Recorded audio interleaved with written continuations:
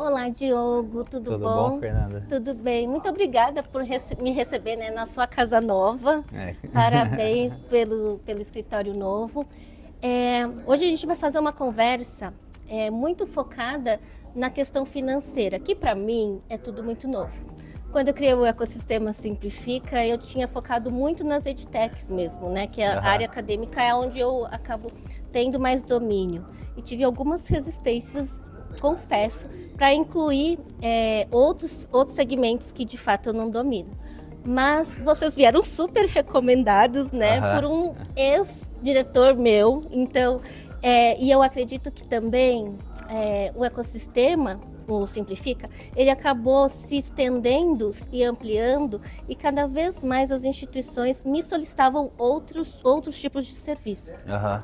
E o que eu achei mais legal depois da nossa conversa foi que vocês garantem uma sustentabilidade para as instituições, para elas também investirem na área acadêmica, né? Então eu acho que esse balanço para a gente do ecossistema é fundamental. Eu estou aprendendo muito. Mas conta pra gente o que a Principia faz. Tá, vamos lá. Primeiro, obrigado pela visita.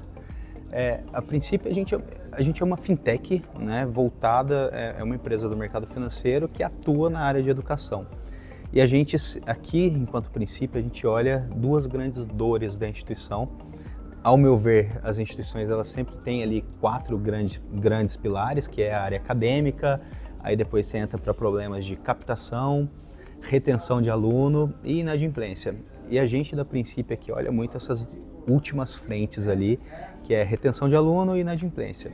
E o nosso objetivo aqui enquanto Principia, sendo a fintech que a gente é gerar previsibilidade de caixa para a instituição, planejamento, mais dinheiro em caixa, reduções de custo. Então, assim, proporcionar que as instituições de ensino consigam, de fato, olhar para o grande core business dela, que é educação, qualidade, né, e captar cada vez mais alunos, colocar para dentro e fazer uma mudança social, né, que o Brasil tanto precisa. Então, a gente, enquanto Principia, olha muito para essas frentes de retenção e inadimplência, né, zerando a inadimplência e pegando na mão do aluno junto com a instituição e levando ele até a formatura. E aí quando eu falo que a gente é uma fintech, né, a gente faz isso por meio de produtos financeiros e muita tecnologia. Então a gente trabalha muito hoje com inteligência artificial, com dados, olha para a jornada do aluno, a gente tem modelo preditivo de evasão, tudo isso para conseguir levar o aluno até a formatura, porque eu tenho um alinhamento de interesse gigante com a instituição, porque o meu grande modelo de negócio, meu principal produto hoje, que é o produto de receita garantida, o que a gente faz? Eu olho para um dado histórico da instituição. Hoje, quando a gente olha na média Brasil, você tem ali dentro do semestre uma inadimplência na casa de 20%, 25%. Isso oscila muito entre EAD e presencial, mas na média você tem ali 25% mais ou menos. E quando chega na virada do semestre, esse número de 25 cai para 5, 6, 7, 8, depende da região.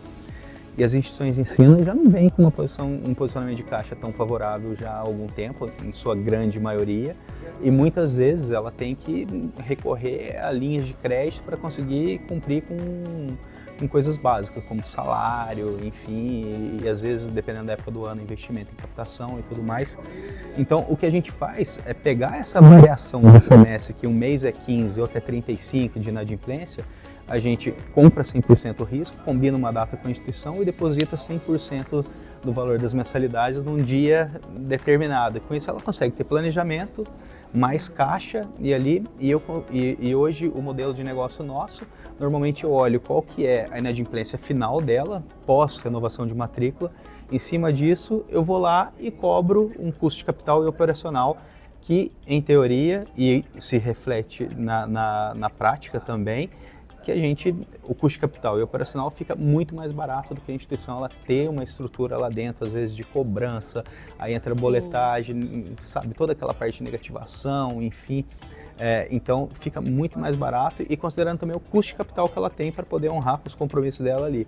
Então fica muito mais barato. Dessa maneira ela tem planejamento, previsibilidade, mais dinheiro, muito mais dinheiro em caixa, então ela consegue se programar ali para captação mais estruturada, olhar para o acadêmico. Então, de fato, possibilitar que a instituição olhe para o grande core business dela, que é qualidade e educação, né? Você falou uma coisa muito certa, né? Porque ela se concentra realmente na parte acadêmica e o setor financeiro dela, no final, eles acabam se direcionando para vocês. Sim, a gente não está substituindo ninguém. O setor financeiro da instituição, ele continua sendo extremamente importante.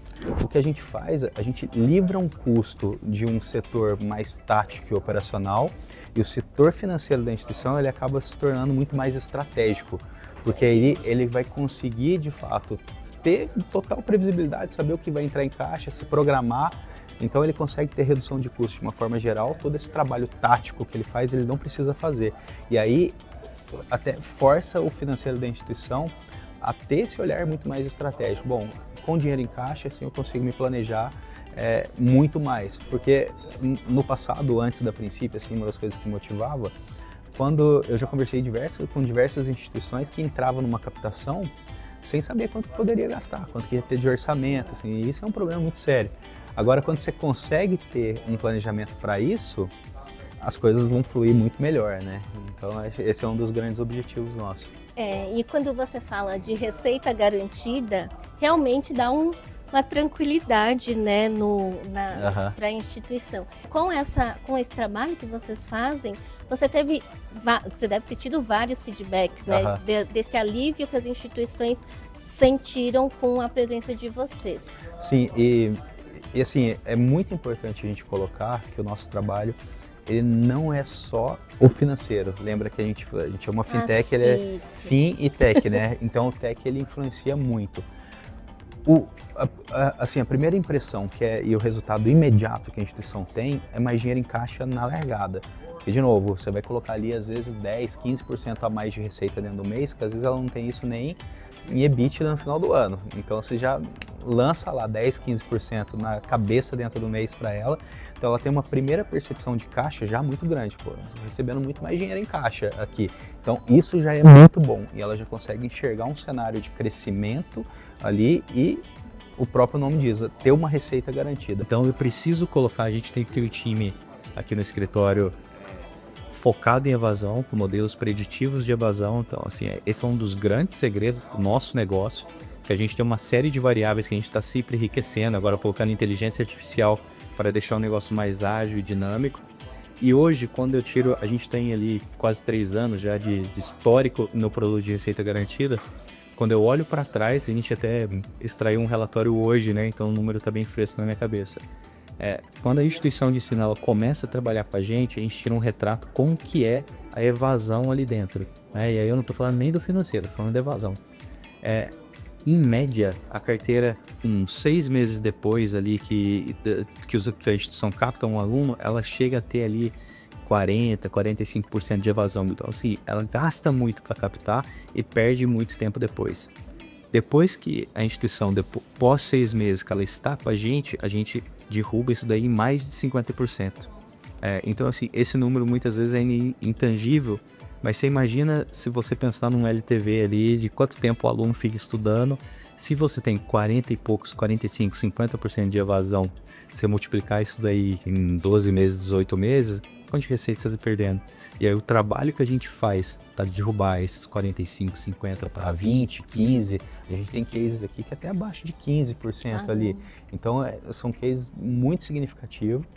E aí você imagina, se derruba mais de 50%, quanto que isso representa em caixa ao longo do tempo para a instituição, ali em 12 meses, 18 meses, enfim, calculando todo o LTV do aluno. Então, o impacto, ele não é só financeiro na cabeça. A gente tem um produto que garante uma receita, que ele não é nada simples nem trivial de ser feito, ele é bem difícil de ser feito, envolve um mecanismo gigante por trás, mas não é só isso. O nosso valor, ele é muito maior. Porque, de fato, eu tenho que olhar na minha cabeça, não tem como inadimplência e evasão andarem separados. Ele tem que andar junto, a gente tem que olhar junto isso daí. Entendeu? Porque essa, geralmente, é uma das maiores justificativas, né, do aluno. é uma das maiores justificativas. É problema financeiro, evasão. Então, essa é uma das maiores justificativas. Não é a única, não é a realidade 100%. Sim. Virou meio que padrão, as instituições falam assim, 70% da evasão é por problema financeiro. Não é. Às vezes o aluno ele só quer... Isso a gente também, descobriu, né? não é só isso. Assim. Às vezes é falta de atenção, falta de Sim. qualidade, enfim. E aí, dentro desse modelo preditivo que a gente tem, semanalmente a gente está falando com as instituições, a gente envia relatório para as instituições e fala, esses alunos aqui têm a maior probabilidade de evasão e quais são os motivos. E aí, assim, por exemplo, você pegar instituições que têm polos, e a maioria tem hoje, elas recebem um relatório semanal ali, com a lista de alunos que tem a maior probabilidade de evasão, então o coordenador de polo consegue ir lá e atuar em cima. Se o problema ele for acadêmico, se o problema for de atendimento, de qualidade, ele consegue atuar em cima. Então a gente hoje tem ferramentas, tem dados para poder passar isso para a instituição. Então a diferença que a gente faz é brutal assim no resultado final, que acaba sendo financeiro. Então por isso eu falo, não tem como inadimplência andar separado de evasão. Assim, essas duas frentes têm que andar juntas, assim, né? É super importante. Tem uma curiosidade, né? Porque antes da Princípia não existia esse tipo de serviço, Não. né? Não. E como que foi, como que você teve essa receptividade das instituições? Porque abrir, né, o caixa para outra empresa, eu acho que é um desafio muito grande. É uma quebra, né? de paradigma imensa, assim. É gigante. Eu já atuo no mercado há muitos anos, mais de 10 anos, né? Passei por grandes empresas até fundar a Princípia aqui, né? Empreender com a Princípia. Para mim, durante a pandemia, nasceu durante a pandemia, então era muito óbvio que as instituições precisavam de ajuda financeira naquele momento, e a ideia ela foi se moldando para a gente começar. Mas de fato, foi uma quebra de paradigma gigantesca, porque os primeiros negócios, abrindo o coração aqui, foi muito fechado em cima da credibilidade do meu nome, da minha experiência no mercado. E aí, assim, eu tive parceiros, assim, excelentes que acreditaram no negócio no começo. E aí é um trabalho de formiguinha, você vai crescendo, vai abrindo, porque é o que você falou, é nada trivial. A instituição, ela pega 100% da carteira dela, passa pra gente cobrar, e fica com aquele medo, porque ela não gerou cobrança para ninguém. E aí fica, será que eles vão conseguir me pagar no dia 5, no dia 1º, no dia 10 e tal? Então, até o primeiro repasse cair, de fato, assim, ela ficava com aquele frio na barriga. Só que, graças a Deus, a gente já venceu. Isso aí foi um desafio gigante no primeiro ano, enfim. Só que ao longo do tempo a gente vem construindo marca, a gente vem ficando cada vez mais robusto. Uma das grandes fortalezas nossa é a estrutura financeira que a gente tem aqui hoje. A gente tem grandes investidores, né? Valor Capital, Spectra, enfim, entre outros, que investiram no Nubank, Spotify, enfim. Então a gente tem uma estrutura financeira muito robusta e a gente é do mercado financeiro. Então a gente hoje trabalha com estrutura de fundo, de securitizadora, então a gente capta dinheiro no mercado, então tem um mecanismo muito bem estruturado para atender todo o mercado da educação. Então, ao longo do tempo, foi um trabalho de marca, quebra de paradigma, estruturação e robustez financeira. Então a gente conseguiu construir isso muito bem. Então hoje, graças a Deus, não é um desafio mais, a gente quebrou essa barreira, então tem fluído super bem. A gente enfrenta outros tipos de desafio, mas esse foi vencido. E para o seu time, né, para a sua estrutura, qual que é o principal desafio? Porque cobrança é um fator muito delicado, né, para se lidar. Esse é um ponto importante, assim, porque a gente não é empresa de cobrança. Tem uma grande diferença, assim, porque a cobrança normalmente, e assim, não estou falando mal nem nada, eu acho que é um serviço diferente. A cobrança, ela faz parte do meu produto num determinado momento, mas só a empresa de cobrança, eu pego uma carteira e vou cobrar e marretar porque eu quero receber daquele aluno. E é tudo que eu não faço. Eu cobro, sim, porque é super importante, mas eu nunca posso passar daquela linha porque eu tenho aquele alinhamento de interesse. Porque se eu passar do ponto, o aluno vai embora. E é tudo que eu não quero. Entendeu? Então essa equilíbrio, dosagem, esse equilíbrio é o mais difícil, assim. E aí quando a gente olha para um mercado, para a população brasileira hoje, ali a gente tem 43%, 44% da população adulta negativada, né? E que com mais de 3 dívidas no mesmo CPF, com dívida média de R$ 5.000. E aí você começa a explodir quais são os principais motivos dessa dívida. Aí você tem ali parcela de moto, enfim.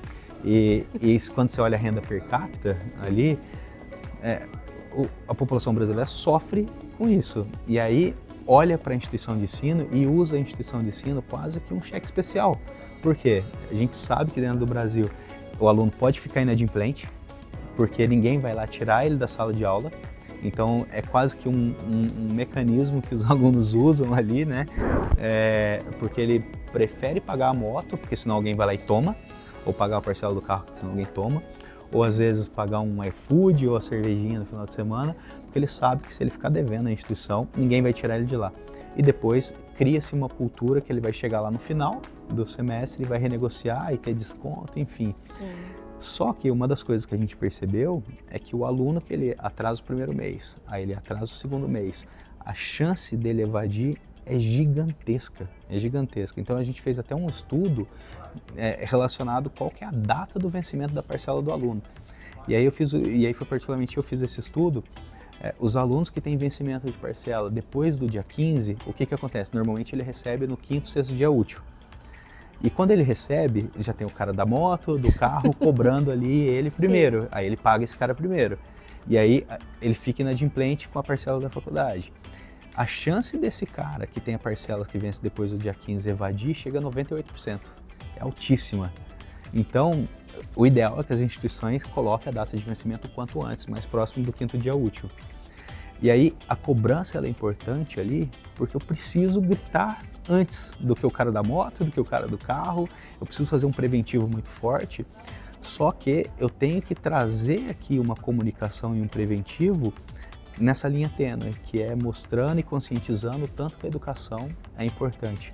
Porque o Brasil, segundo a CDE e Latam e dados, ainda é um dos países que, de fato, se você faz uma graduação, uma pós-graduação ou tem qualquer nível de estudo, você muda de patamar, de renda, sua renda per capita aumenta. Então, a cobrança ela existe, mas tem que vir com essa conscientização. E aí tem uma série de outras coisas que a gente faz, de novo, trabalhando com dados, né? A gente olha por região, olha por curso, olha por perfil, por idade, porque a gente consegue ver aqui, esses alunos desse curso, dessa região, é melhor falar com ele à noite e por SMS. Esse outro é por WhatsApp, esse outro é por telefone, esse outro é de manhã. Então, a gente tem tecnologia hoje que a gente olha para tudo isso para ser muito mais assertivo. Isso se reflete aonde? Se reflete lá na evasão. Por isso que a gente tem uma queda brutal desse número de evasão, porque a gente está trabalhando olhando para isso. Sim. Né? Então esse é toda a engenharia do negócio, né? Nossa, muito bom. Ó, sempre por isso que eu falo, né, que é muito bom a gente fazer essas conversas, cada vez eu aprendo mais. E para as instituições, de fato, eu acho que é realmente aquele respiro, né? Muito obrigada, Diogo, por essa conversa. Obrigado Espero pela que a gente visita. tenha outras oportunidades ainda, né? E vamos até a próxima. Vamos, obrigada.